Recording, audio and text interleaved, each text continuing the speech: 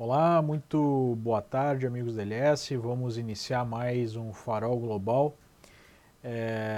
Hoje num formato um pouco diferente, já que iniciamos aqui no mesmo canal de transmissão do Farol tradicional, né? Enfim, para quem ainda não viu esse programa, o objetivo é apresentar a situação do mercado internacional, explicar como esse mercado funciona, responder dúvidas dos amigos e especialmente, né, mostrar as conexões entre o que acontece no mercado internacional e aquilo que acontece também no mercado brasileiro. Então pode servir mesmo que você tenha operações somente no mercado brasileiro, né? Então fique à vontade para enviar dúvidas ou comentários pela sala de chat aqui no YouTube mesmo ou pelo chat lá do LS Live, ok? Bom, foi um dia marcado novamente pela situação aí nas empresas de tecnologia, especialmente Facebook, Twitter, outras redes sociais, já que nós temos aí a situação, né, o escândalo que envolve o uso de dados de usuários dessas redes sem a autorização expressa ou a percepção expressa dos usuários, né? No caso do Facebook, a história toda começou no final de semana, quando a empresa anunciou que estaria suspendendo uma consultoria política chamada Cambridge Analytica, que é especializada em marketing político na web e que foi uma das empresas responsáveis pela campanha de Donald Trump na internet. E segundo o Facebook, estava fazendo isso porque teve informações que essa empresa utilizou dados que não poderiam ter sido utilizados, né?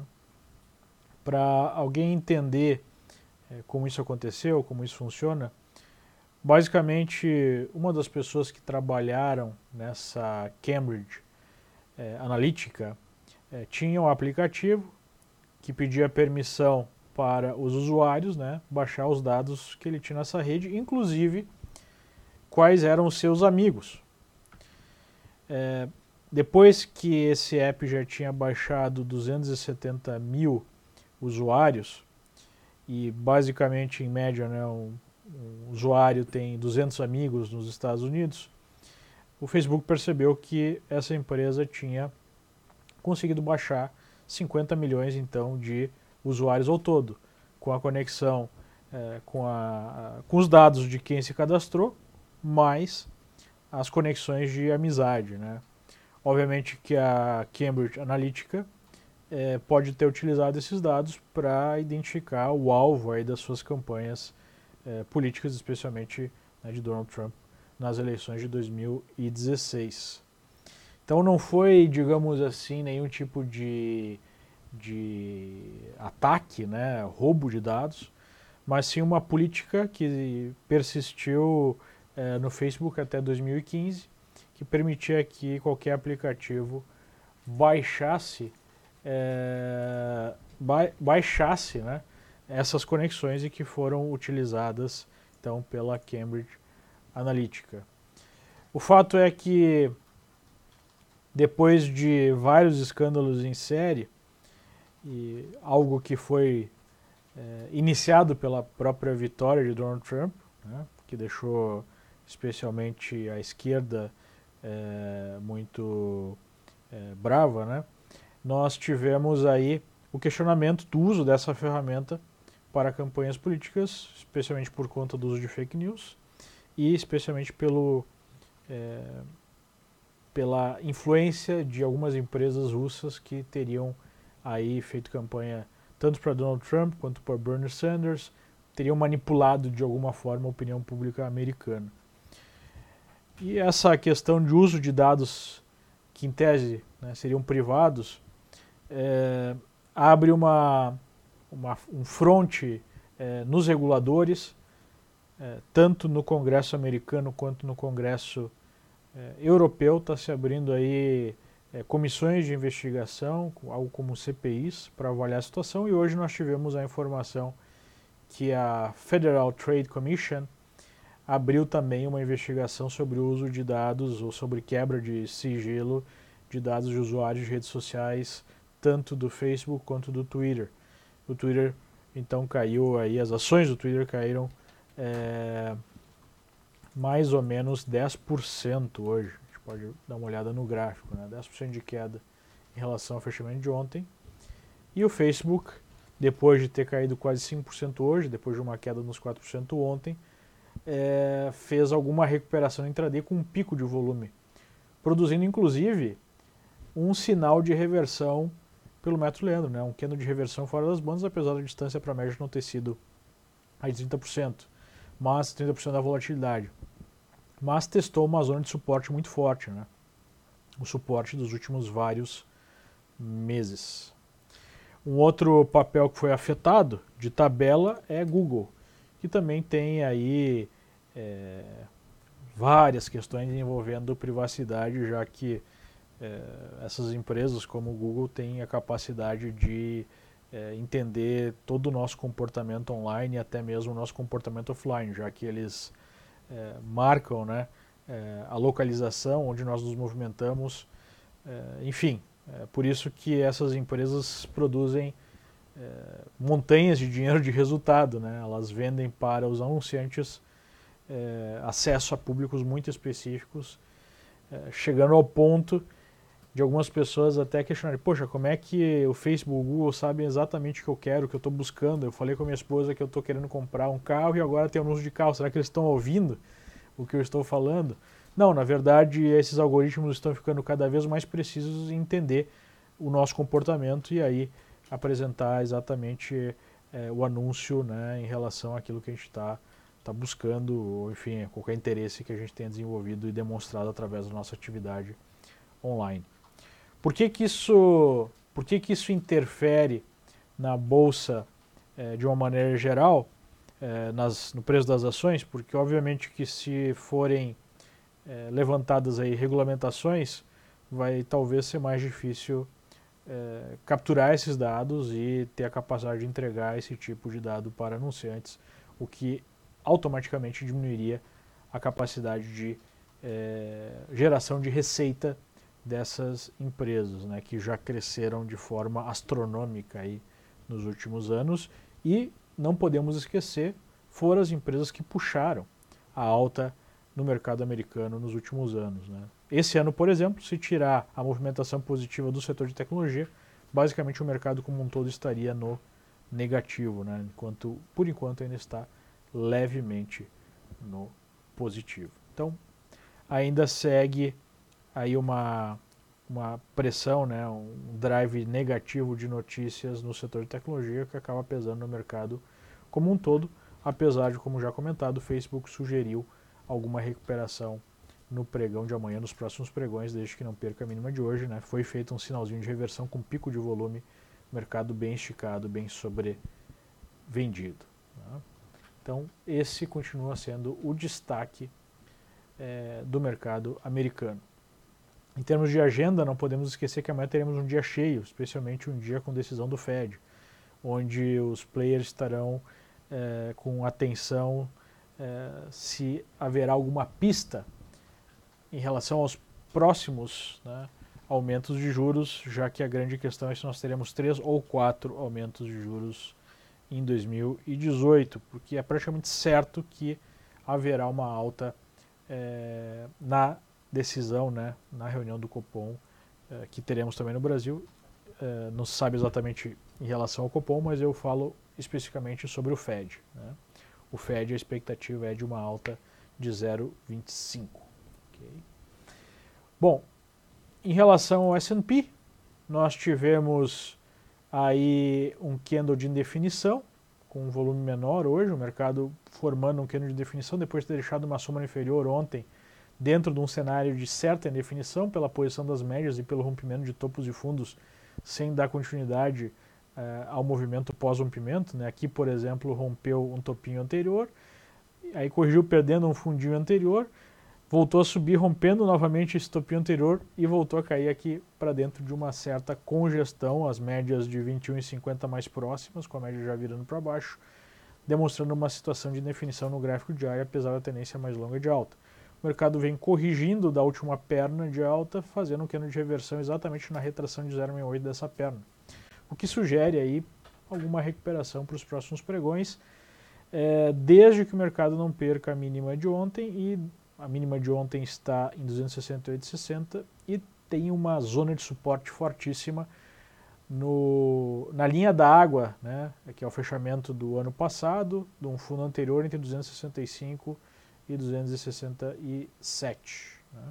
265 e 267 é o suportão do S&P do momento, utilizando como proxy o SPY. Né. Enfim, essa é a situação no mercado americano de ações, olhando aí do ponto de vista do SPY, que está um pouco mais fraco que o setor de tecnologia.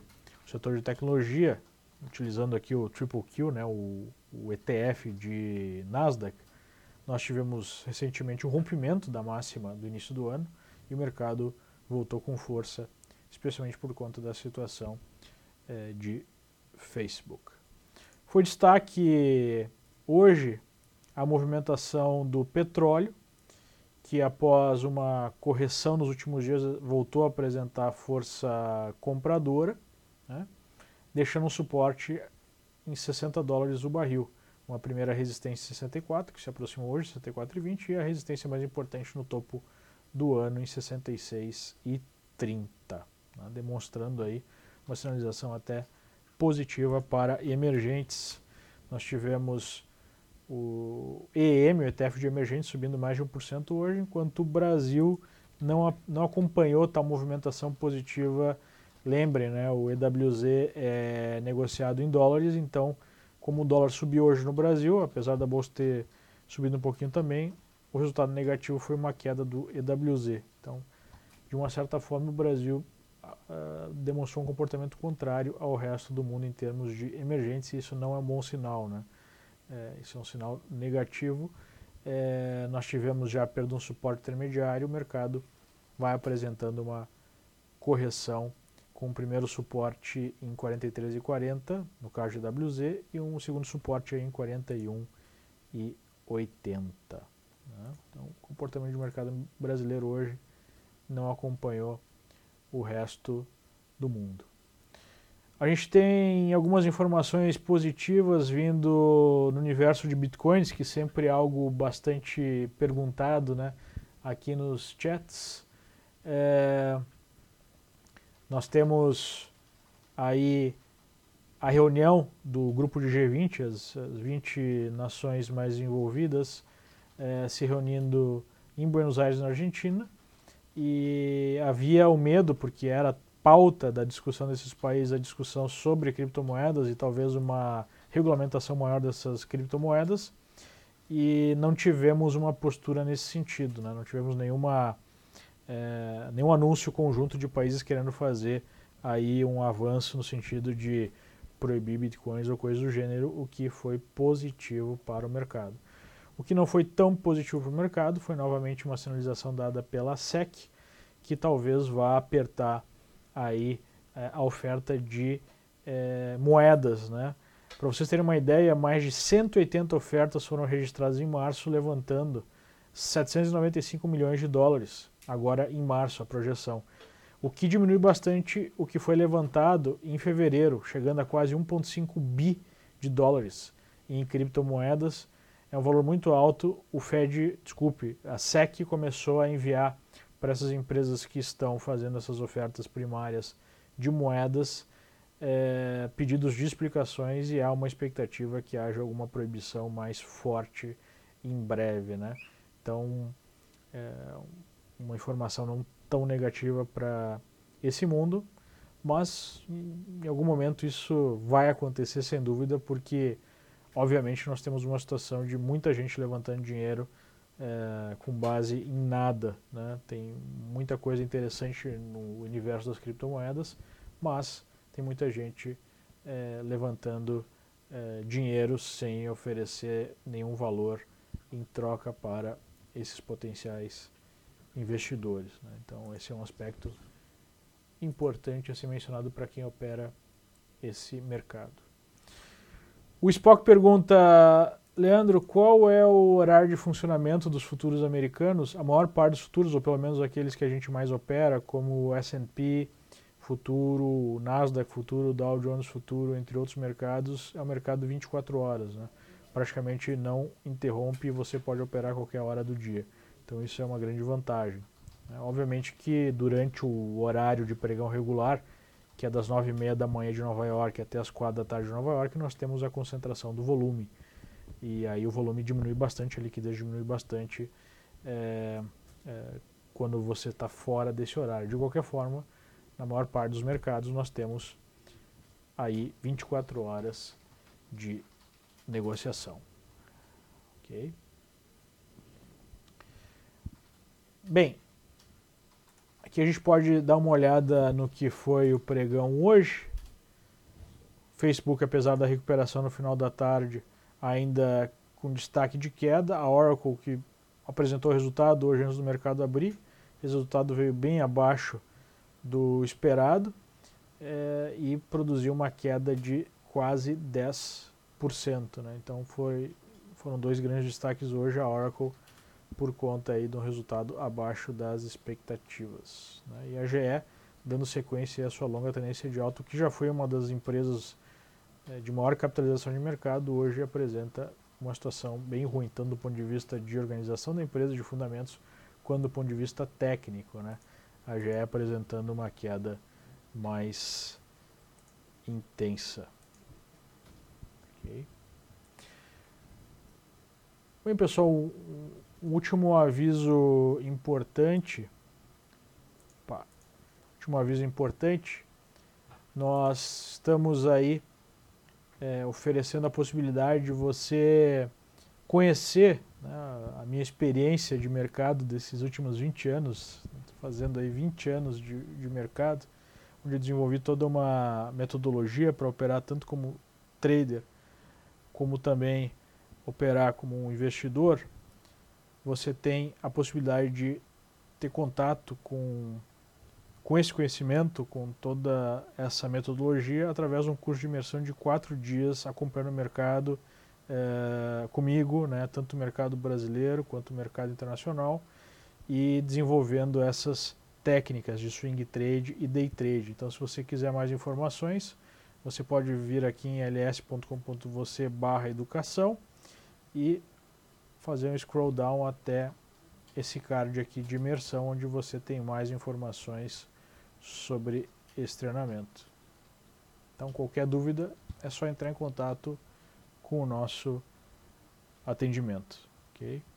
Basicamente, nesse treinamento, ao longo de 4 dias, né, inteiros, eu acompanho o mercado, eu apresento aí a minha visão sobre como eu entendo, né, o comportamento dos preços, os ciclos de mercado, como encontrar as oportunidades, tanto de swing trade quanto day trade, e também, né, a possibilidade de formação de uma carteira de alocação de longo prazo, explicando como participar tanto do mercado brasileiro quanto do mercado americano. Né? Então, é um treinamento bem intensivo mesmo, hands-on, onde você pode acompanhar o mercado junto comigo e tirar todas as suas dúvidas. Ok? Muito obrigado pela atenção e até a próxima, pessoal. Um grande abraço. Tchau, tchau.